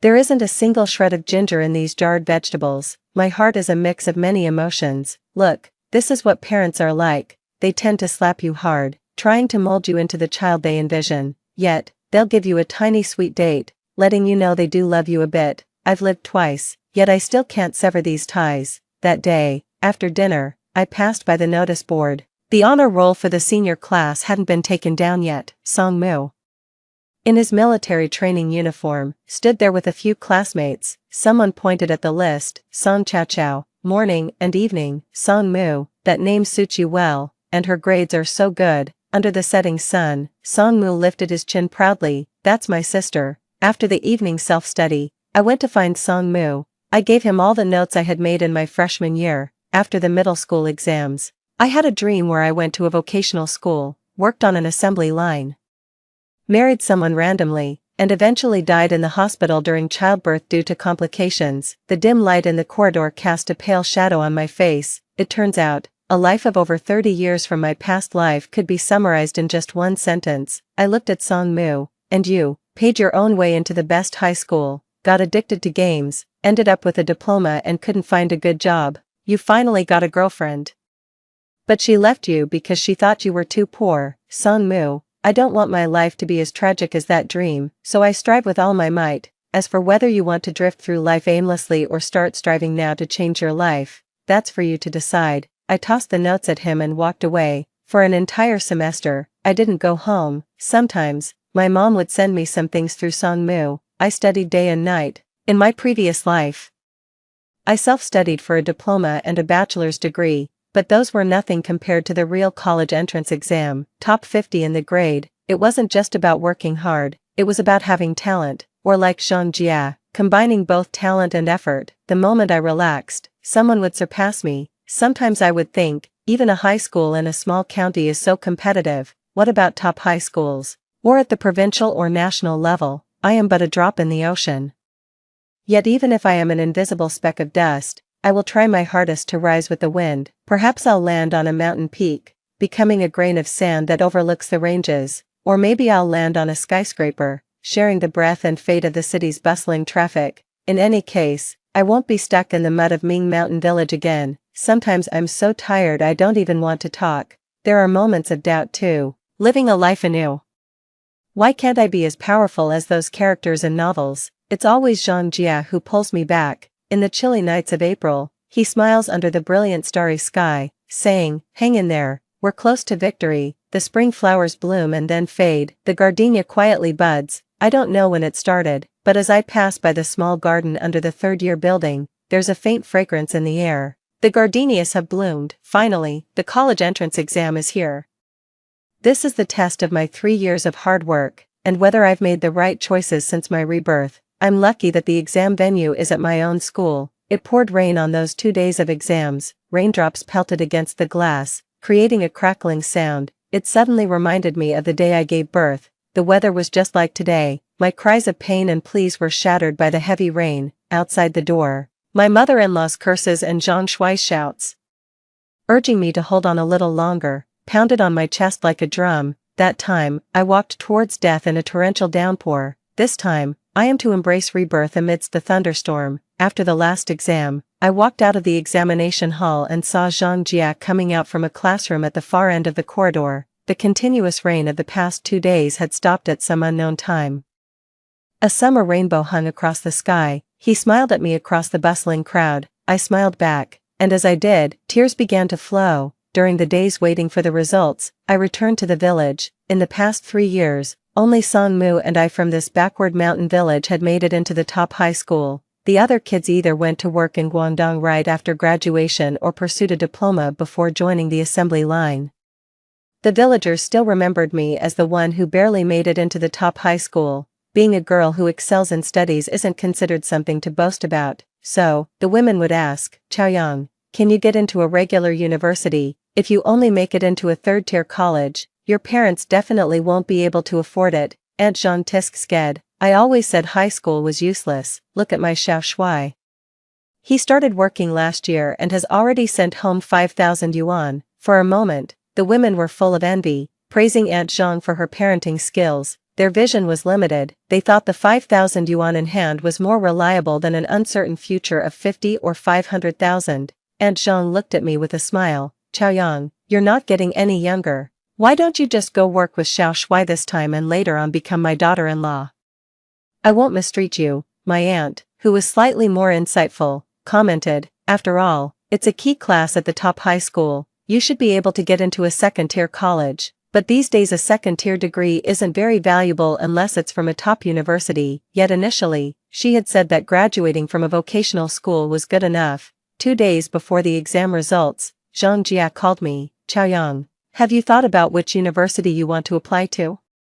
Let's see the scores first." He paused, then said, "Tsinghua and Peking University both called me. I wanted to ask which city you will be in." Having lived twice, I quickly understood his implication. Where I go isn't important, Zhang Jia. The important thing is where you want to go. With your intellect, only Tsinghua or Peking University is fitting. You need to be responsible for your life and the talent God has bestowed upon you. There was a long silence on the other end of the phone. Finally, he said softly, "Then I'll go to Tsinghua." On the official day the results came out. It was a sunny day. Uncle Wang in the village was having a beam-raising ceremony for his new house that day, and all the village labor was called to help, including my father. Around noon, I went to him to borrow a phone to make the call. Uncle Wang's family was large. It was lunchtime, and everyone was sitting under the shade of the trees eating and chatting. Aunt Zhang was there too. She cheerfully said, "Chaoyang is checking her scores. Let's hear them here. Let everyone listen." I dialed the inquiry number, and after a long wait, under the watchful eyes of everyone, the scores started to be announced over the phone. Chinese, 128, Mathematics, 127, English, 138, Science Comprehensive, 274, total, 667. That year, the exam was quite challenging. The cutoff score for science majors was 547. I really outdid myself. At that moment, I felt as if I was floating in the air, my feet soft and cushiony. As if I was walking on cotton. It all seemed so unreal. is this score really mine? Does it belong to someone who was just a vocational high school student? My dad dropped his chopsticks and stood up abruptly. Play it again. I didn't hear it clearly. Over the speakerphone, the mechanical female voice repeated my score. The lively dinner table fell silent, so quiet you could hear the rustling of the leaves in the breeze. Dad looked at his phone, then at me, back and forth, his voice trembling. He asked, with these scores, what kind of university can you get into? I smiled gently. Most universities in the country, even though no one at the table had attended high school, they all understood what it meant to score 120 points above the cutoff for top-tier universities. Uncle Juan fetched a large plastic jug of liquor. Old song. This is a big celebration. Let's drink a few more glasses today. Aunt Zhang muttered, could there be a mistake? Your grades were pretty average before.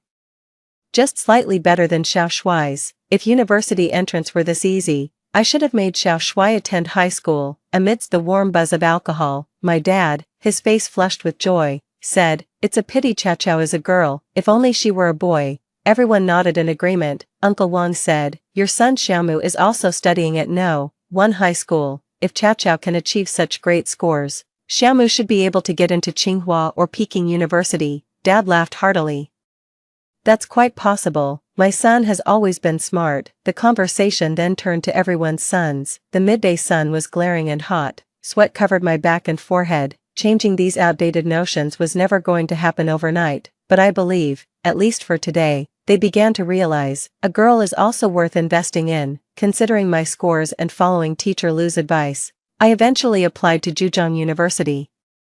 The admission notice was picked up by my dad from the village entrance. He used the notice as a fan to cool himself. What was a 10-minute walk took him over an hour to get home. Upon returning, he pulled out a handful of loose cigarettes from his pocket. They were all premium Jean Baisha. He clicked his tongue. Everyone has good cigarettes at home, too precious for casual visitors, usually just passing tokens of affection. My cousin visited during the summer break with her daughter, who attends a regular high school in the city. She beamed with pride and praised me. Chao, I always knew you were destined for great things. Your sister is really struggling with some subjects. Since you're free over the summer, maybe you could tutor her. Pushing her daughter forward, she boasted, your sister got into Zhejiang University. Quite impressive. I smiled. My homeroom teacher has introduced me to some tutoring gigs. 15 yuan per hour, if you want me to tutor.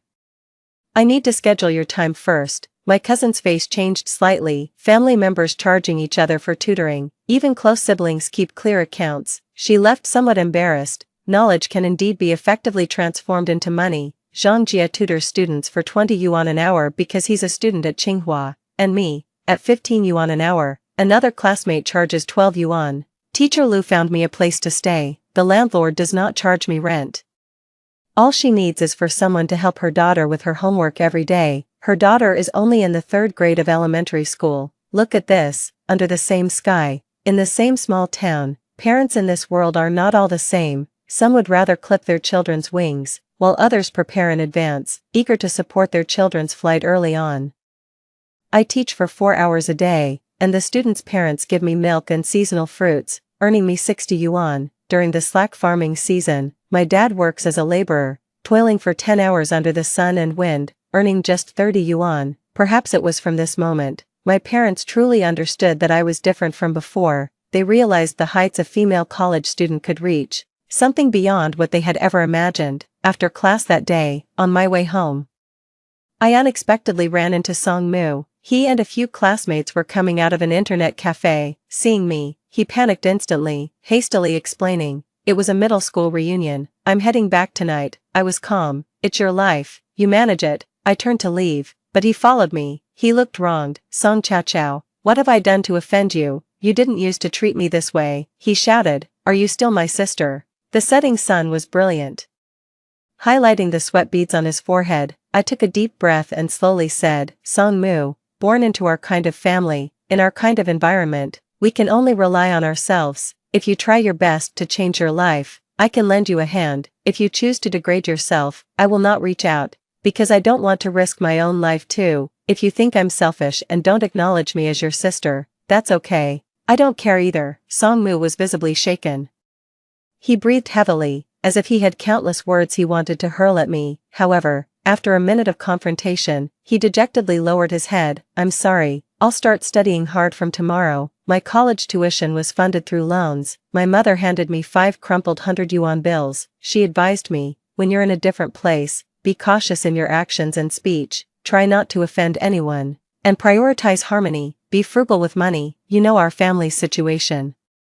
I pushed the money back. I can earn money myself, you keep it. My mother, with tears in her eyes, praised me for being sensible. Little did she know, I simply didn't want to owe anyone favors. By not accepting kindness, I could be more detached and heartless later. Without feeling guilty, Debo found me privately, offering me 2,000 yuan. I didn't take it. Once I'm at university, in a big city, I'll have plenty of opportunities. Debo, thank you for saving me back then. Debo just smiled. I was just making up for a regret. The prosperity of Hangzhou is far beyond what the small county town can compare. Many students from small villages take a long time to adapt, but I don't need to, because I've seen greater prosperity. I already have a significant enough stepping stone. Now, it's time to completely change my fate using this foreknowledge. Opportunities came quickly. Our dorm mate, Jia, her family actually owns a clothing factory, but now it's about to go bankrupt. Back then, in Jiangsu and Zhejiang, there were many such clothing factories. The products we all produce are quite similar. Without any advantages, it's easy to be eliminated. She gave us a bunch of t-shirts, each reportedly costing just over $1. These simple, unadorned clothes smelled like a business opportunity to me. It was 2006, Taobao was on the rise, but not yet booming. Only a few avant-garde individuals were willing to shop online. Back then there was no free shipping or 7-day return policy without reason. Whether you could find something suitable was purely a matter of luck. During the National Day holiday, I went home with Jia and shared with her father the bright future of opening a store on Taobao. Early Taobao stores were mostly middlemen making a margin. We could run a direct sales store from the factory. This would allow us to cut costs and be among the first to capture the market.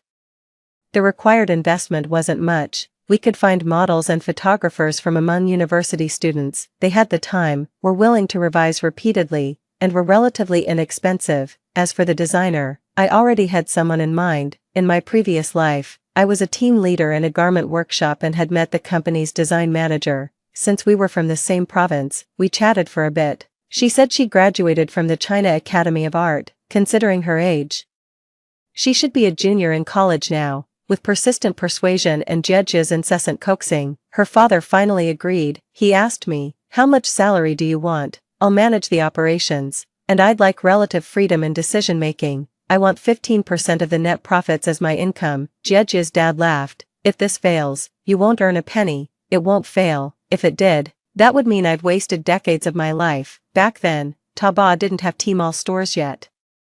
We first registered a personal storefront. Since there was no mandatory 7-day return policy, we didn't even need to pay a deposit. In 2007, the store officially went online, named New Life. It was a new beginning for Jia's dad's factory, and for me as well. I was incredibly busy every day, zipping around on an electric scooter. For easier communication, I bought a second-hand laptop.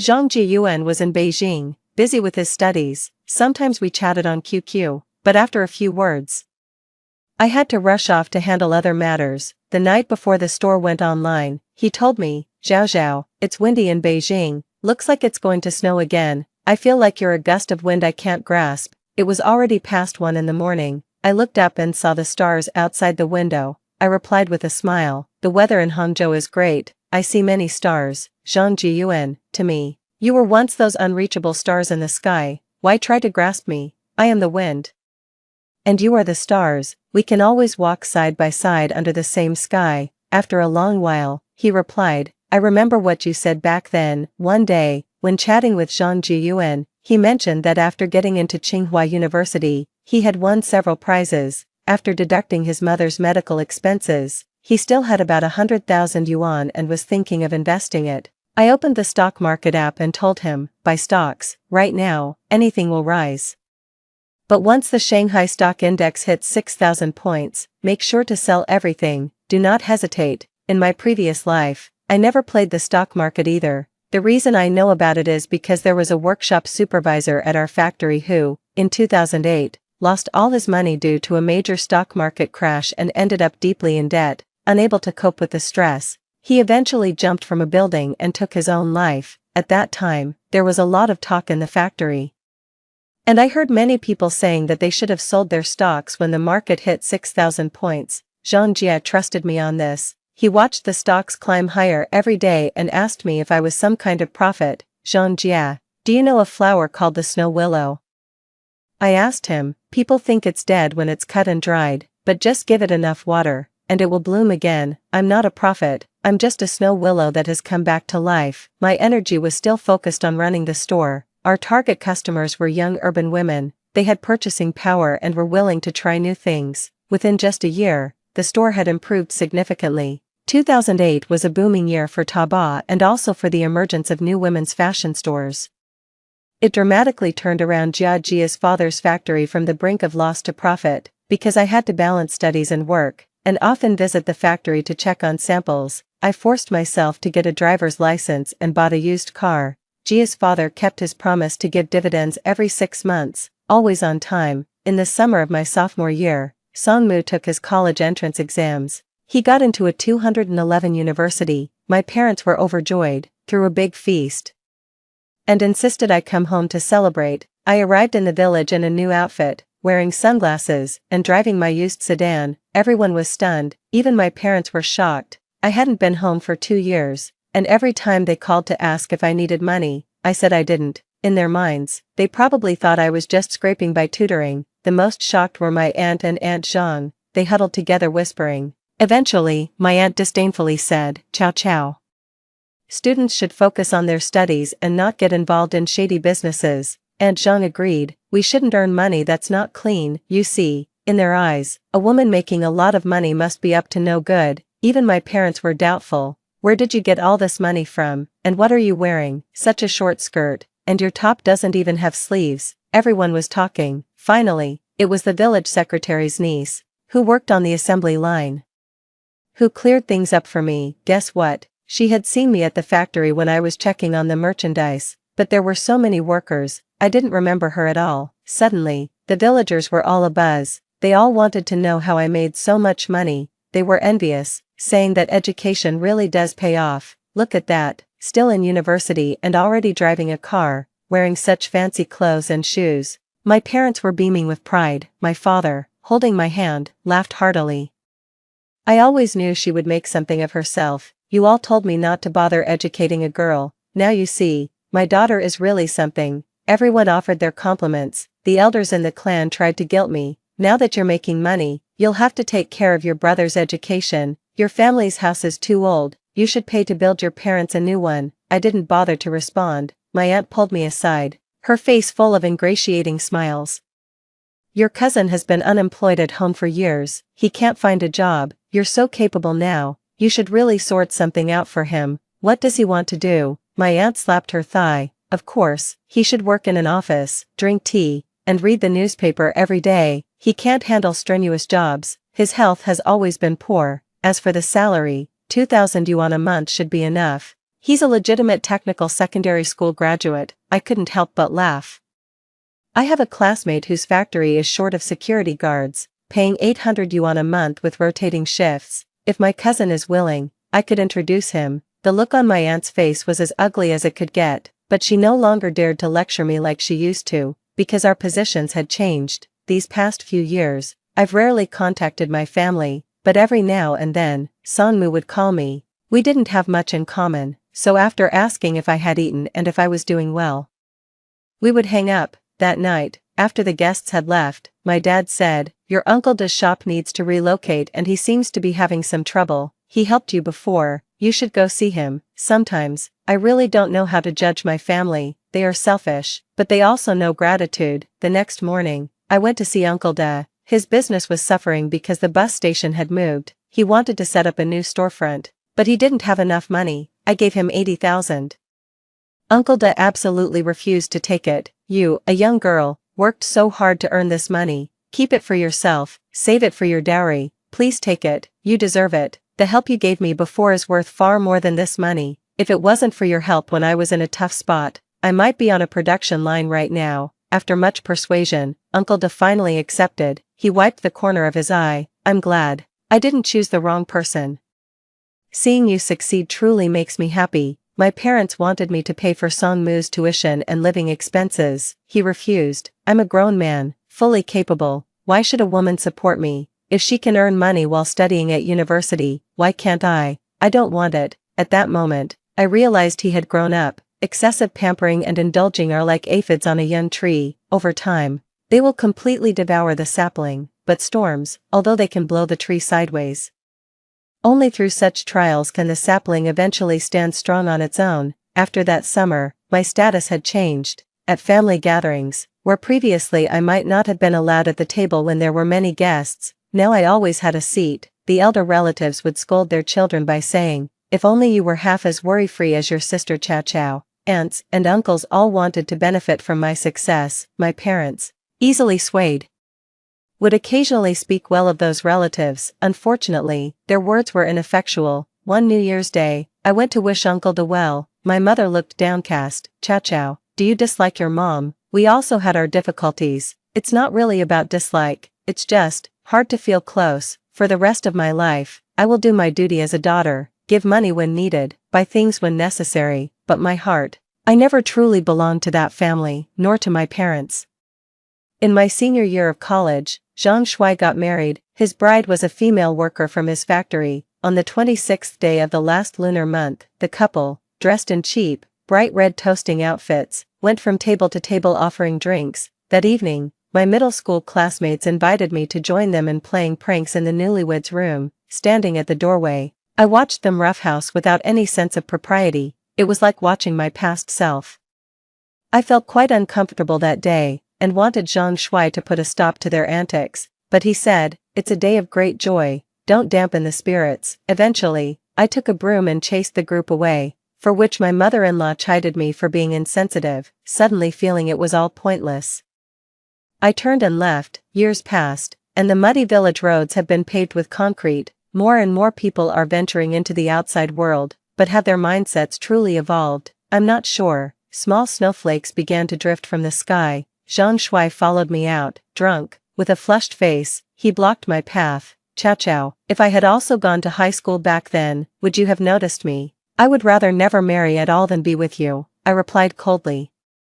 "Take good care of your wife and stop being a mama's boy." Snowflakes fell on my face, their coolness faint. Perhaps, I would also become his unattainable love, because I am outstanding and hard to get. I qualify to be that unattainable love. As I was almost home, my phone rang. It was Zhang Jia calling. "I have something to tell you." "Oh, I've signed with a big company in Hangzhou. We'll be able to meet soon." "Congratulations, Chow Chow. I'm really looking forward to seeing you again," he said gently in the night. "I'm sending you a photo." The signal in the village was poor. After a while, a photo appeared on QQ. It was a branch of blooming willow flowers placed in a glass vase, accompanied by Zhang Jia's message, "They are resilient and beautiful, just like you, Song Chow Chow."